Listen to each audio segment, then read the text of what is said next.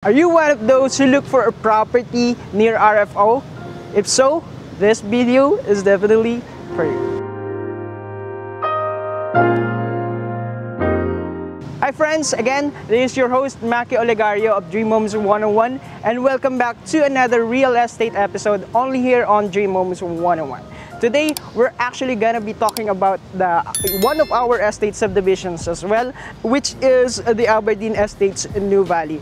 Later, I will give you a little glimpse of what it is about, what is the development about, I mean the estate, Aberdeen, para magkaroon kayo ng idea about sa mga available lots natin ngayon, today, dito sa development natin. So let's not wait for too long, dive in.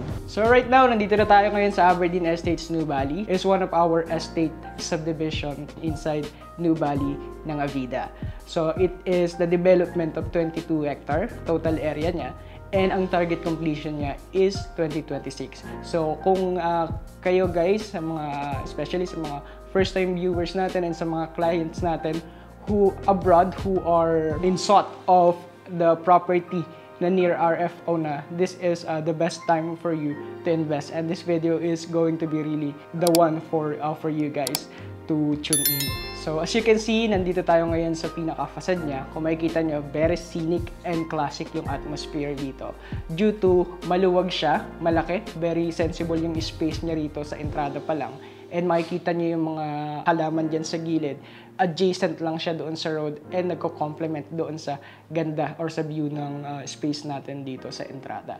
So pagpasok mo, you'll be greeted by a wider pang space doon sa road natin because it is actually 15 meters na nalawak nung road natin pagpasok mo. And then pagdating mo doon sa may rotonda, it's actually 10 meters yung pinaka-common road natin. 10 meters wide siya. So right now, we'll be discussing yung mga available lots natin. I'm going to be flashing that on the screen. So yan yung pinaka-site development plan natin. That includes yung elevation natin, which is 158 up to 188 yung meters above sea level siya. So meaning, it's kind of like a rice terraces. The higher the elevation, mas malamig at mas maganda yung views na nakikita natin. Parang rice terraces nga, na kung saan yung hangin talaga is directly doon papunta sa'yo. The higher the elevation, yung location ng property natin. So if you guys are looking for a property or a lots for investment na near RFO talaga, that is corner lot, nasa cul-de-sac around it, or near the clubhouse, if you guys preferred lots na katulad ng mga nabanggit ko, we can discuss it. We can set a viewing, site viewing, para makita nyo rin personally yung mga available lots natin. But also, if you guys are looking sa mga house and lot naman natin, meron ako mga videos like yung Erin house and lot natin and yung Solea house and lot natin na flash ko na rin sa screen para mapanood ninyo at maklik ninyo.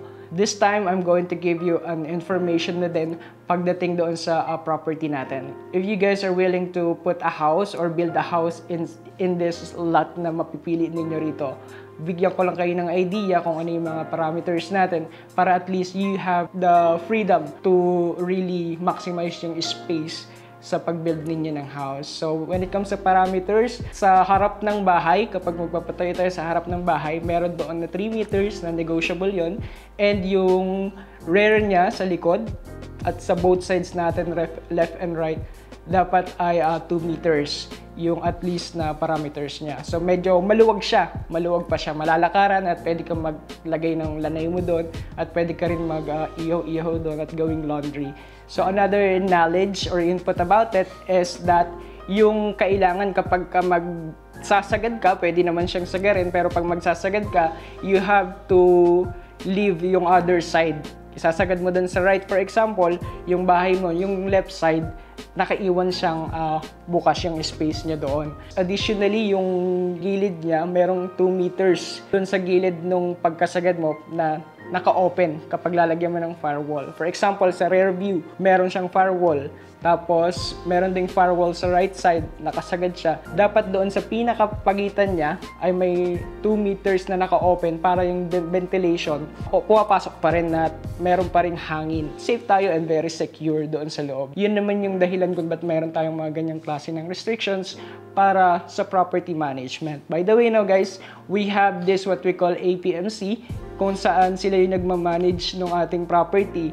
Kaya pagdating sa mga properties ni Ayala, Avida specifically, is that sobrang ganda ng development natin at pag-build natin ng mga house and lots. Talagang hindi siya chapsuy kasi ang humahawak ay mga big time na developers to make sure na yung property management natin at yung result ng mga development natin ay maganda.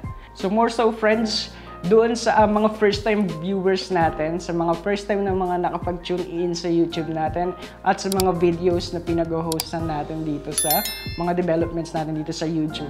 Bigyan ko lang kayo ng konting idea na lang din doon sa Nuvalley kung saan nakalocate yung mga properties natin and yung pinafocus nating project. So Nuvalley is the largest development of Ayala today. It consists of 4 segments. Yung segment 1 natin, Nuvalley North, Nuvalley Central, Nuvalley South, and Nuvalley Heights. So, since it is divided into 4 segments, it is also divided when it comes to developments. So, sa Nuvalley North natin, dyan nakalocate yung mga commercial buildings and spaces natin kung saan lahat ng convenience natin na magpapadali or magpapagaan ng ating pamimili, pag-shopping at pag-momalling, lahat nakalocate yan dyan. Yan yung parang magiging BGC natin and Makati in the South dito sa Nuvalley. Sa mga nagtatanong nating clients, kung nasa South ba kami, meron ba kaming mga mabibilhan din dyan? Kasi usually it takes 5 to 10 minutes drive pa papunta dyan sa North. So paano kung nasa South kami? So sa mga client ko po na asking about it, meron po tayong 10 hectares na alfresco mall dito sa South na itatayo po kung saan para siyang market sa BGC. Ang kagandahan lang,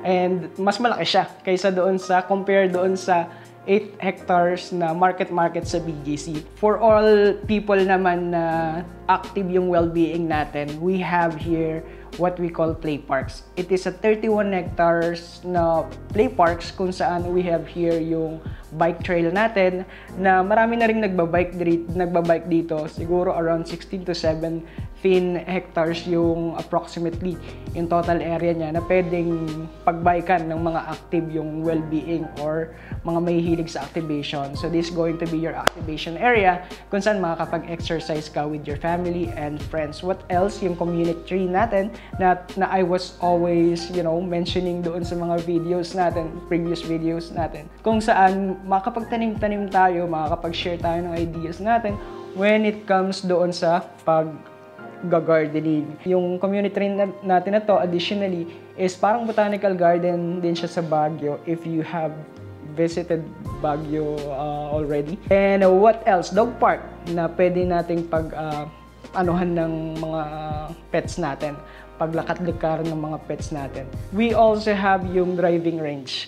Dito sa mga mahilig mag-golf, we call this golf driving range kung saan may golf siya, at the same time may kainan siya. So yung kainan nandito, masasarap yung mga pagkain, mga Filipino foods na habang nag-golf ka, yung family mo, as watching yung nanonood sa'yo nag-golf, nagpe-play, kumakain, and you guys have the chance to enjoy yung camaraderie ninyo as a family. And also, kung naghahanap din kayo ng pwedeng pag-eventan ng mga events like birthday, marriage, and other celebratory pa ng mga events na pwede ninyong pagkanapan, dito pwede ninyong i-rent yung place natin dito na Veranda Sunset na events place na pwedeng pagganapan. So when it comes naman doon sa property line natin, meaning ito yung property line natin, mula doon sa house and then sa 3 meters na non-negotiable. Meron pa tayong 2 meters na easement, walk path, na pwede pa nating magamit na lakad-lakaran at pwede pa malayo pa doon sa property line mo. Kaya very safe and sensible yung mga spaces natin dito. Yung front street pa, yung planting strip, tas gutter, tas walk path nga. So, meaning, ibig sabihin, hindi lang yung property mo, yung nabili mo, kundi yung mga other spaces pa na nandito, tulad ng mga nabanggit ko. So, right now, ang good thing about it is that we have an extended promo pa in terms of payment terms natin. So, 30 months pa siya. So para sa mga overseas Filipino workers natin at sa mga investors natin talaga that are looking for a property to invest in dito sa Nuvali, particularly dito sa Aberdeen Estates natin, meron tayong ganitong klase ng promo this month na pwede nating ma-maximize. And a good thing about this, meron pa tayong mga available lots na pwede ninyong pagpilian dito doon sa ating site development plan na pasok doon sa suit ninyo. Kung mapa-cul-de-sac man ito, corner lots, or yung mga available nating lots dito sa loob ng Aberdeen Estates, Nuvali. And since near RFO na siya, very limited na lang yung mga available lots natin sa inventory since ang target completion nga niya is sa 2026 next year. So, basically speaking, meron na lang tayo ditong mga ilang mga lots na yan, nasa screen natin, na pwede ninyong pagpilian. So, depende sa inyo kung saan pasok doon sa taste ninyo or sa fit doon sa gusto ninyong investment, sa investment na looking kayo. And again, if you guys like or if you guys preferred a lot of your choosing or you like, pwede kayong mag-set ng viewing or meeting Zoom presentation with me para ma-explain ko sa inyo exactly yung mga availabilities natin at makapili kayo ng pasok talaga doon sa inyo, sa conservative budget ninyo or doon sa property investment na gusto ninyong i-invest dito sa Nuvali. Specifically dito sa Aberdeen Estates, Nuvali. So if you are interested to know more about this project, about Aberdeen Estates, Nuvali, please contact my personal number which is +63 997 2650593. So yun na rin yung Viber natin, yan na rin yung WhatsApp natin. And doon naman sa Facebook page natin, Dream Homes 101, on my Facebook account and also my YouTube channel, which is Dream Homes 101 as well. Don't forget to hit like, subscribe, and click the notification bell for more updates sa mga upcoming videos natin. Once again, this is your host, Maki Olegario of Dream Homes 101, where your dreams become a reality, one home at a time.